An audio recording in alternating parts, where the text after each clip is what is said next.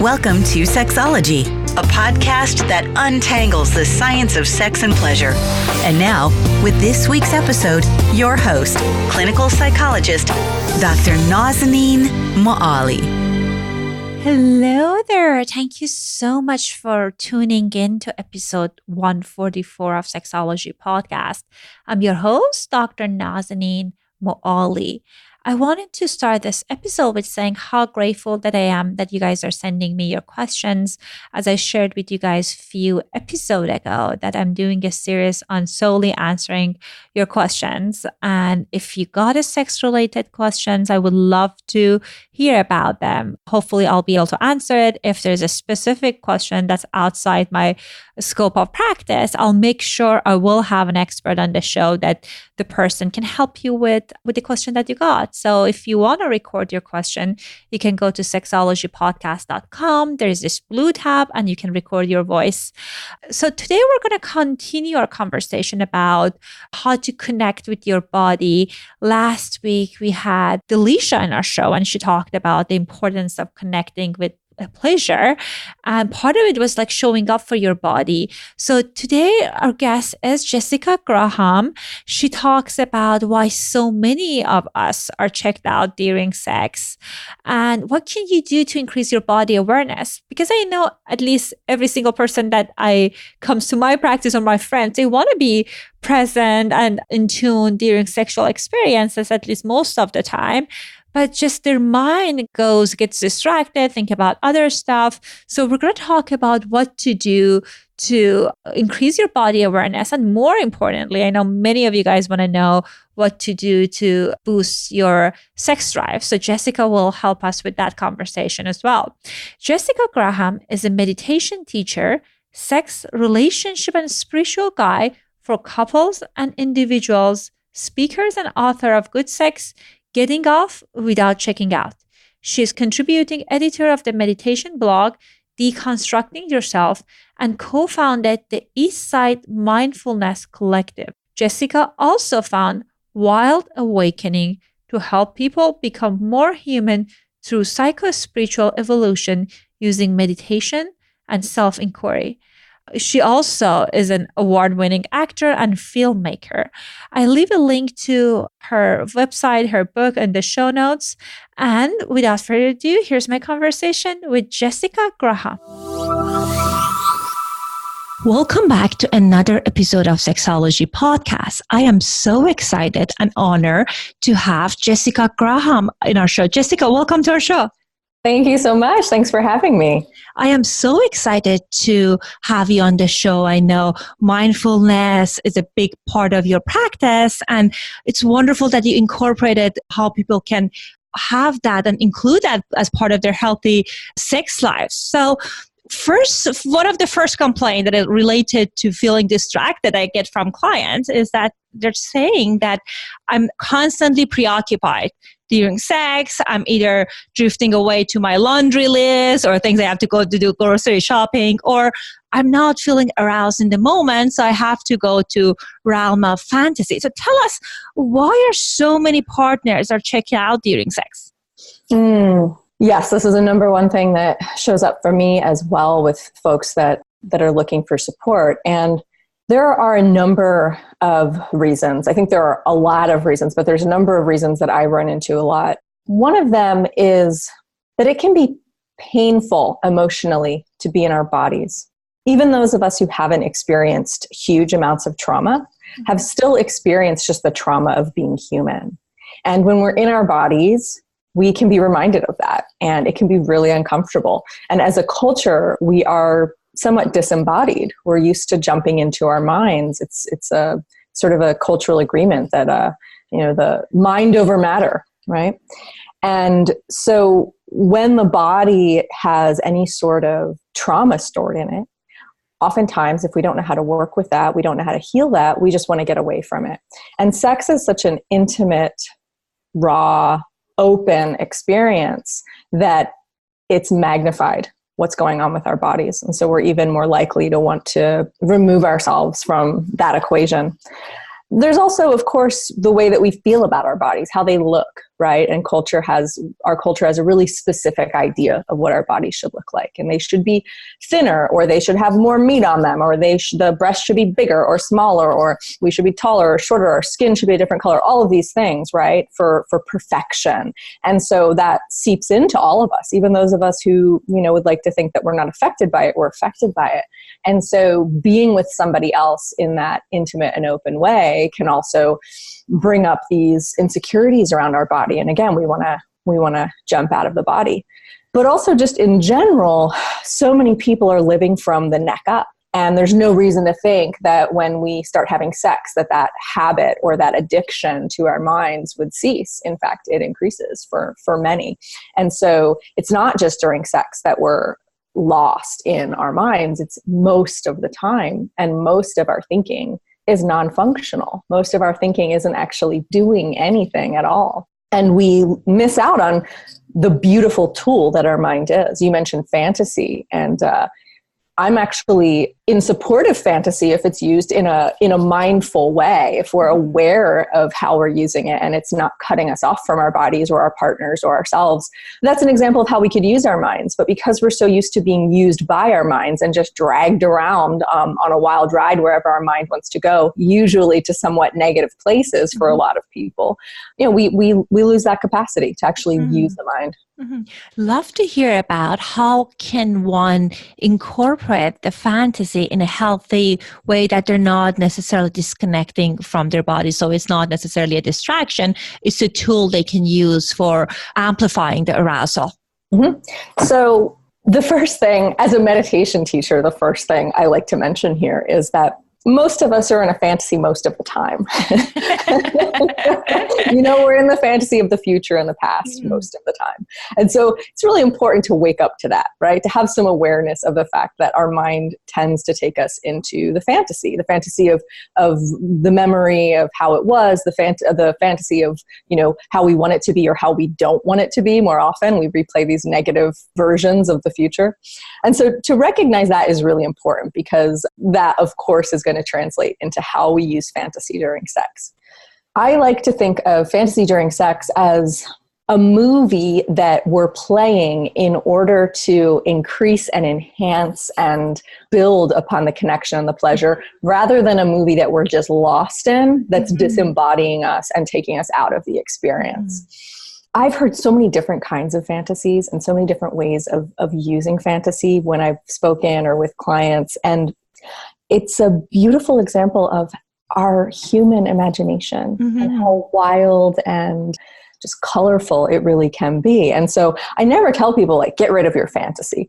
But I do say, if you find that you're attached to a certain fantasy, and I can speak for myself, I had a certain fantasy and it was really specific. Well, there were a few of them and they were really specific and I needed them in order to climax. And at the time I was very attached to climax. So the idea of, letting that just be a cherry on top was not part of the equation for me. That was the thing to get, right? The goal. And so I felt that, I needed to get that. And the only way I could get that was to bring this fantasy online. And honestly, it was a fantasy that I didn't actually want to live out, right? Which is totally okay. We're totally allowed to have fantasies that we'd never want to do in real life. But it was, somewhat compulsive. I needed that fantasy, and it did disconnect me from my body and from my partner. And over time, with the practice of mindfulness and with practicing mindfulness not only during sex but in my life, that fantasy just became less and less necessary. And then I found fantasy in general just became less and less necessary. And instead, it was a once in a while fun thing to do during masturbation or to do actively with a partner, right? Because we can bring our partners into our fantasies. Even the ones we don't want to live out, right? If there's something that really turns you on, but it's not really, something that you want to actually do, that doesn't mean you can't talk about it or have your partner talk to you about it during sex, and utilize the fantasy in a way that actually creates more connection and takes us out of our comfort zones, which creates more intimacy. And it was very interesting when you talked about how for many people, and in my history, I can resonate with what you said about kind of focusing on climax as the kind of highlight and most important part of sex. And that's the goal and that's what we want. obviously it's a wonderful part of sex and sexuality, but I think one of the challenges is we're not showing up to our body, as you talked about it with mindfulness. When we're not mindful, we're not present, we're kind of like lost in this fantasy, and we kind of like get back in the moment in this kind of a firework of climax.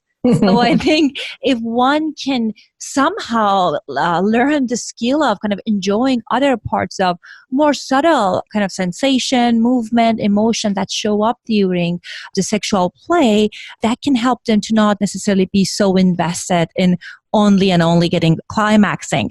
I know in your book you have these wonderful exercises for body awareness. Can you tell us a little bit more about those? Absolutely. So I love to help people understand how to be with the body, right? Because we know how to think about our bodies, but to actually be embodied, to be in our bodies as we're, walking around in the world is incredibly powerful and transformative.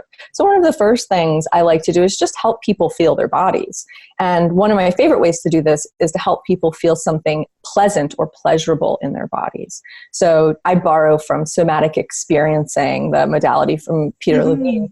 And I use that resource. So I help people find resource in the body. And this can be something that just feels neutral, but it could also be something that feels pleasurable or relaxed or peaceful or grounded. And so that's generally the very first thing I teach anybody, whether I'm teaching a retreat or working with a client or even speaking, because it's such a triggering topic, sexuality. Mm-hmm. So I like to teach people to find that safety and home in their bodies before we even begin. And so that's a first step to just coming into the body and not necessarily navigating towards something that's uncomfortable, because we're kind of okay at that, right? Like we're kind of okay at like, oh, my leg, it hurts so bad, right? But my solar plexus is feeling warm and expansive today. Not something that we're generally accustomed to doing. And so that's a good place to start, is to just get in touch with what feels good in the body. And then focus on it, right? And you can focus on it for 5 or 10 minutes. And that's a meditation right there. That can be your practice, just sitting down and noticing what feels good in your body and then feeling it. And you're going to get pulled into the mind, right? Because the mind creates thoughts just like the heart does what it does, or the liver does what it does. And it's just a human thing. And so you'll notice that happening, and then you'll just come back to the body. And with practice, it becomes easier to stay with the body and to feel the body.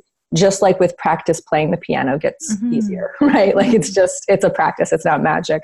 And it's not like, it's not a special thing that only some people can do. Anybody can learn to do it. And then the next piece to start to bring this into sexual pleasure is a mindful masturbation practice, or an embodied self-pleasure practice. And this is also something that I tend to like to share with folks as a sort of starting point. And there's a number of different versions. I'm sure there's endless versions of how you could work with this. Anything that I do is just an invitation, right? Like anything I offer is like, take this and, explore it and make it your own. But the most basic version of mindful masturbation that I offer is you set a timer for 10 or 15 minutes and you create a comfortable space, whether that's your bed or a couch or a favorite, lounge chair, whatever it is. And you set a timer for 10 or 15 minutes and you put aside any toys, any porn, any erotica, any fantasy, just for this exercise. Not because I believe those things are wrong, but because this is all about you and your body. So you put all those things aside. The only thing I generally say to include is lube, if that's part of your self-pleasure practice. And even if it's not, it could be a nice thing to include.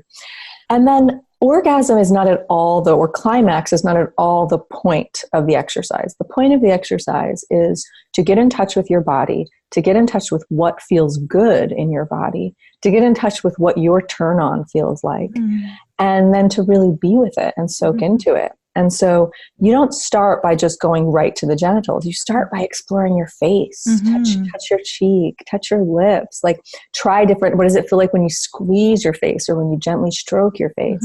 Explore the rest of the body, the neck, the shoulders, stroke your own arms, explore the chest, for people of all genders, explore your nipples in different ways, explore the sides of the torso, really get in touch with what feels good. And you might be surprised. I had one male client who did the exercise, and he said, I just kind of tickled and gently stroked my upper left chest. And I did that the whole time and it felt amazing. did I do it wrong? Which has got to be like one of the number one questions, both around sexuality and meditation, right? And it gives us insight into what's going on with people. We often think we're doing it wrong. And it was like, and for him, I was like, no, that was totally it. Like that was what was pleasurable for you. And so it may be that the first 5 times you do this, you never even touch your genitals.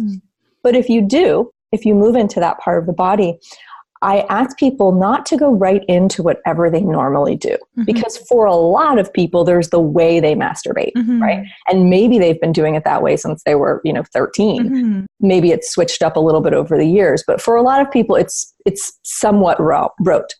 And so I invite people to explore as if it's the first time.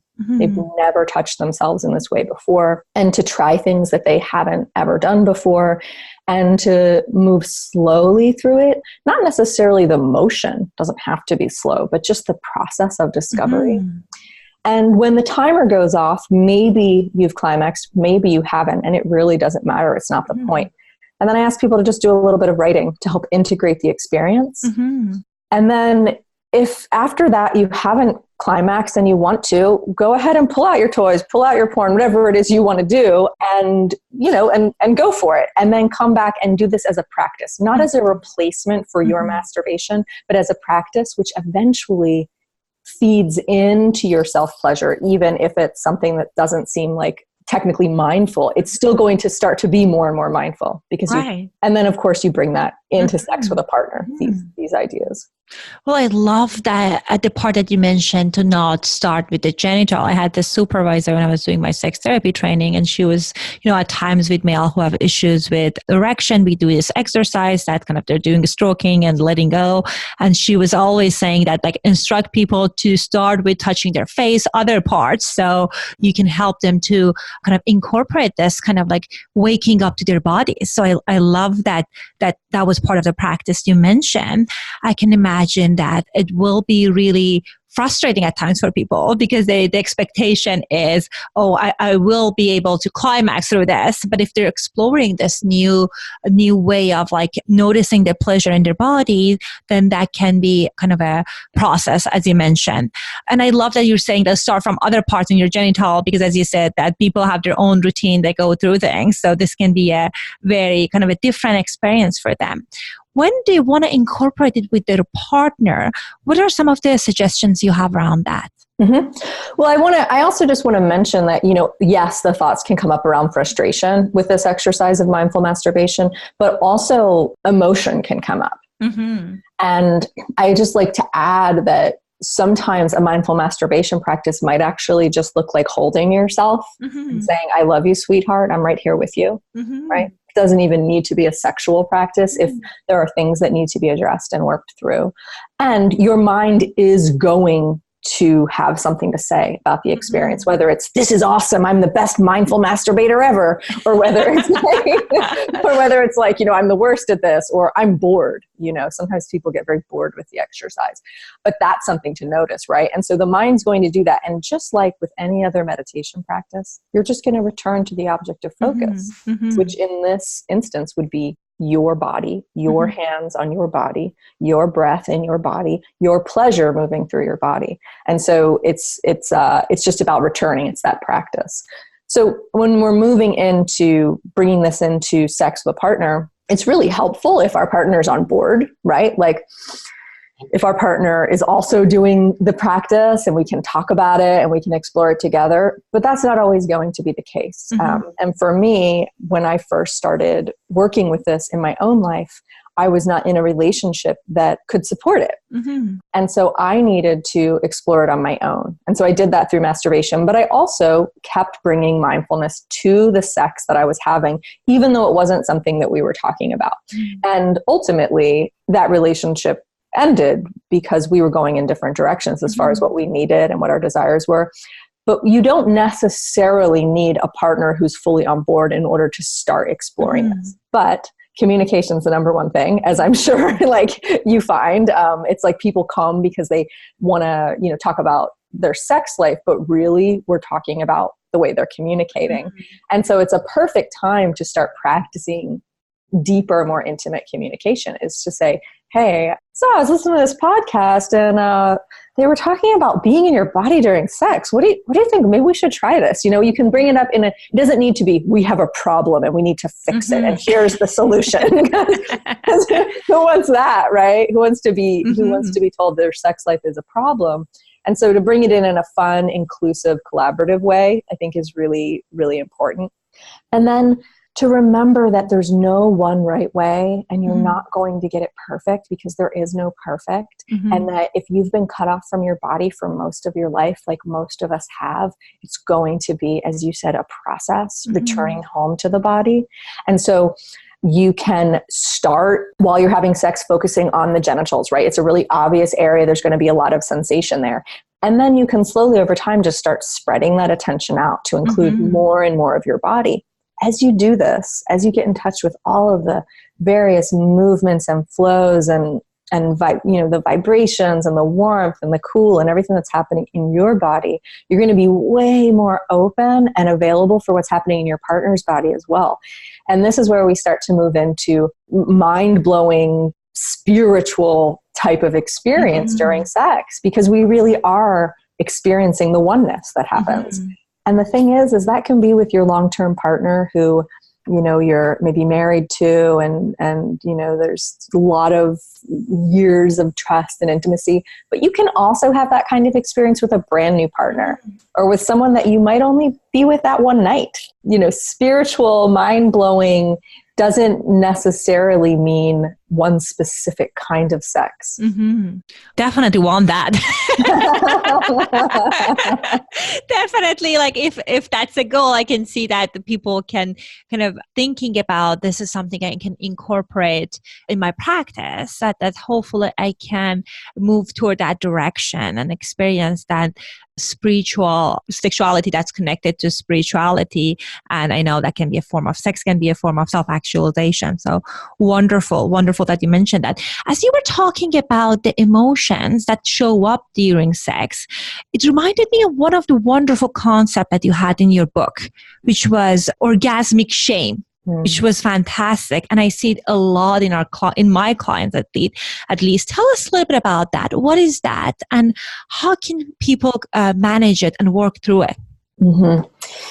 Yeah, so it's somewhat universal. I hear it from a lot of people and certainly had experiences with it myself.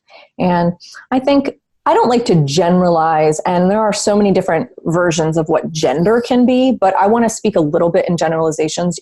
Women are really cut off from their pleasure. Oftentimes, when I'm working with a client, a female client or female identifying client, the idea that their pleasure is theirs is revolutionary because they have felt for many years that their pleasure actually belongs to their partner, that their pleasure is about their partner, not about themselves, and that their sexual turn on and their sexual vibrancy and their sexual expression doesn't belong to them, that it belongs to whoever they're having sex with or whoever they want to be having sex with. And so that's a big piece of it. Women in general are not connected to their own pleasure as theirs. And so I think that's a piece of it. Now, I also see this with men, and oftentimes it's interesting. There's not the right kind of priority put on male pleasure. Obviously, there's priority put on it, or else everything I just said wouldn't be the case. But it feels to me that priority it's not the right priority. It's not about actually embodying and experiencing and exploring pleasure. It's just about taking pleasure. Like, okay, this is mine and this is what I'm supposed to have. And it actually limits the male pleasure, and it limits the possibility of connection with a partner. Now, I'm talking right now very heteronormative. I'm talking men and women in a heterosexual relationship. And that's again, a generalization. But this idea of orgasmic shame goes beyond any of that.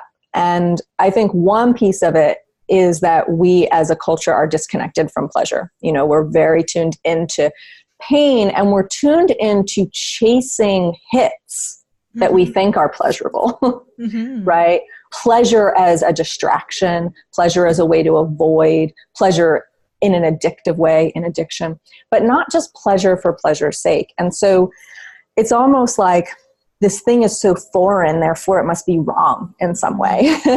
And we need to be reintroduced to pleasure for pleasure's sake and pleasure in a pure and beautiful way. There's a movement called pleasure activism, which I think is amazing. And it's about how, pleasure can really change our world if our focus is on it in a healthy way, not in a, I'm going to chase after this app on my phone, and I'm going to chase after this drug, and I'm going to chase after, this sexual experience because I want to get the pleasure. But instead, if it's about really waking up to pleasure, then that starts to heal some of this shame, and it starts to actually create positive change in the world. Because if our focus and intention was on feeling good, that would change things, right? Right. And kind of people being okay with experiencing pleasure and receiving pleasure. As you said, like most of the time, at least the clients that I see, they're more okay with giving pleasure, but they feel lots of shame and they feel it's horrible if kind of like they're focusing their own pleasure, which I love this. I haven't heard about the pleasure movement. What's a pleasure activism? Pleasure activism. Yeah, there's actually an amazing book collection of writing from women of color all about this topic. And I highly recommend it. I recommend it to everyone.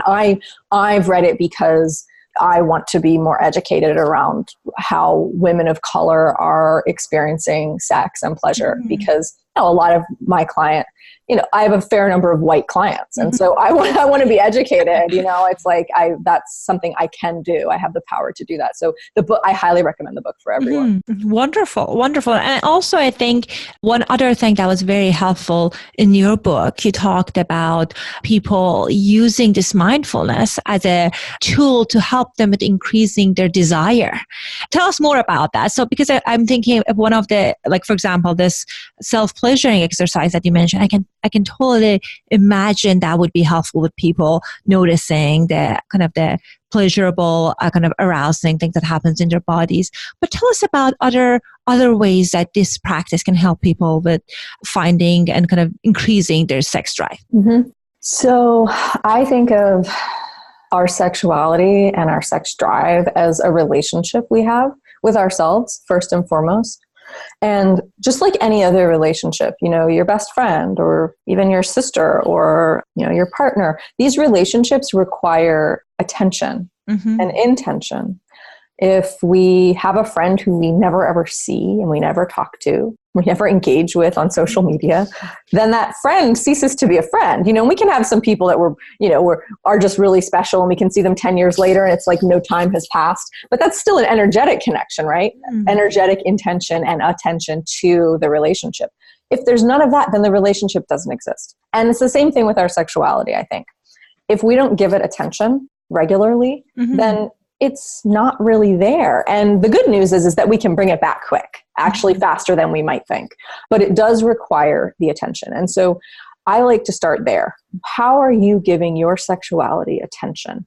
How are you making it a priority? How are you fitting that into the rest of the things that are important in your day? And it doesn't have to mean that like every single day you're doing the mindful masturbation exercise. But if every single day you're touching yourself in some sort of pleasurable way, even for a minute, I think that's a great place to start.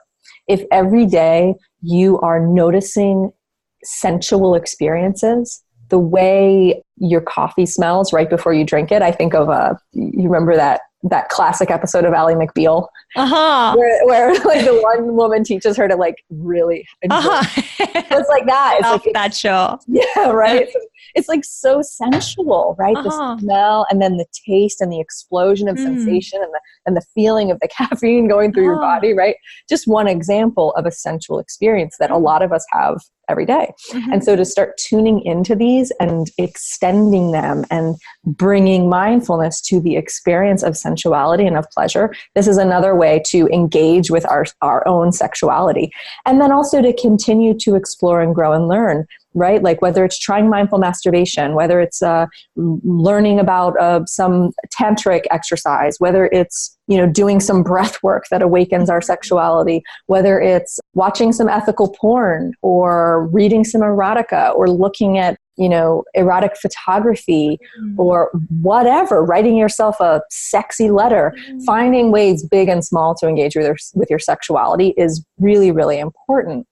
And then when we're bringing a partner into it, there's that relationship that we build together, right? They have their relationship with their sexuality. We have our relationship with our sexuality. And then we come together to create a sexuality between us.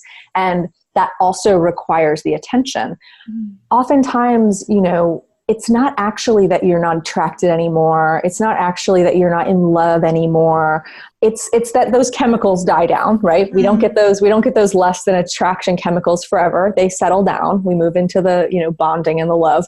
And so we don't have that kick that's keeping us going. We need to actually put attention into our sexuality. And it doesn't have to be like work, but it does take a kind of effort, and it does take a showing up for it every day. And that's what I see people not doing, right? They're not necessarily showing up for their own sexuality or for their sexuality with their partner. And it can be as simple as, instead of giving that quick, hard peck on the way out to work, to just slow down and let the kiss last like 5 seconds. It doesn't have to involve tongue, but maybe the mouth softens a bit. Maybe we breathe into it. We just take that moment. Maybe instead of like the pat on the butt, it's like a stroke down the lower back and like a gentle squeeze. It's like we start to bring in this sensuality and this sexuality into our sort of habits with each other. And it starts to change those habits with each other. And it starts to open up the possibility for expansion into our sex drive, into our sex life.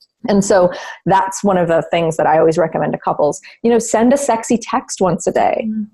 Act like a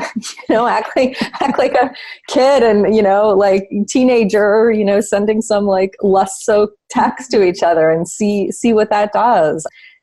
Schedule time. Nobody wants to do that because it's like, it's not spontaneous that way, but we have full lives. We have kids, we have careers, we have, there's so much going on. Schedule the time and then take off the pressure, right? If you've scheduled a sex date for Saturday afternoon at 3 and Saturday afternoon at 3, you don't want to have sex, well then don't. But maybe take your clothes off and just lie with each other. Maybe just like enjoy each other's bodies visually. Maybe talk about a memory of a sexual experience you had together. Like find some way to connect sexually.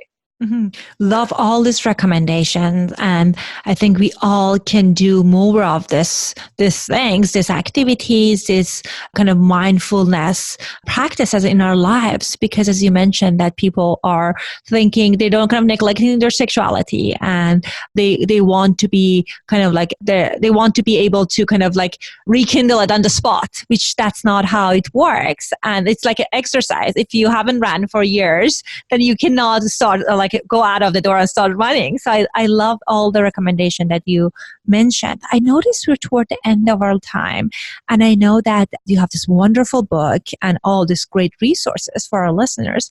So tell us, if our listeners want to get a hold of you, what are some of the ways they can contact you?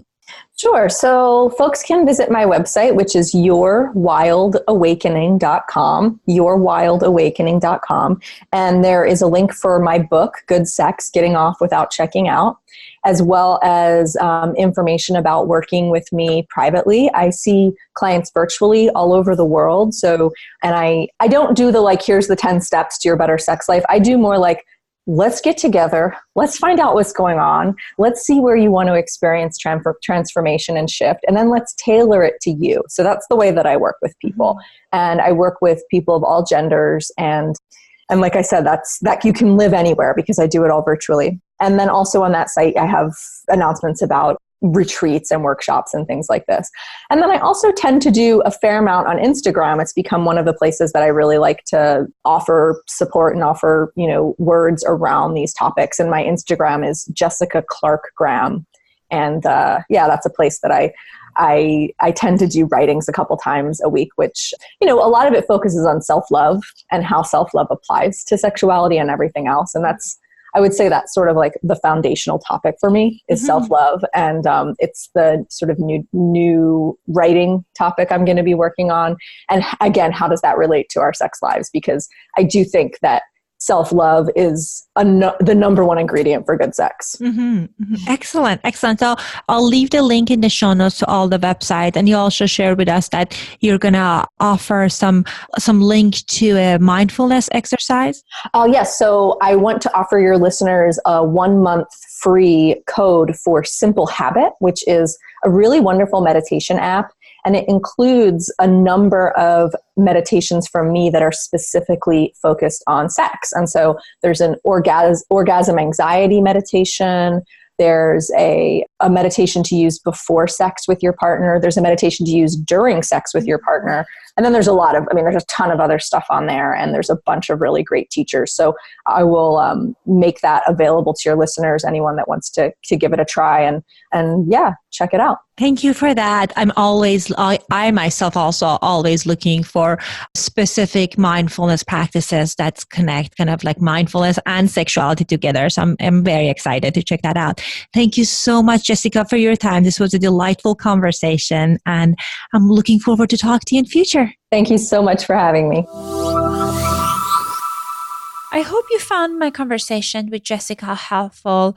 I love that she mentioned how we can connect to our body using the exercises that she mentioned, and she has more of those exercises in the book. So if you are interested, check out her book, Getting Off Without Checking Out.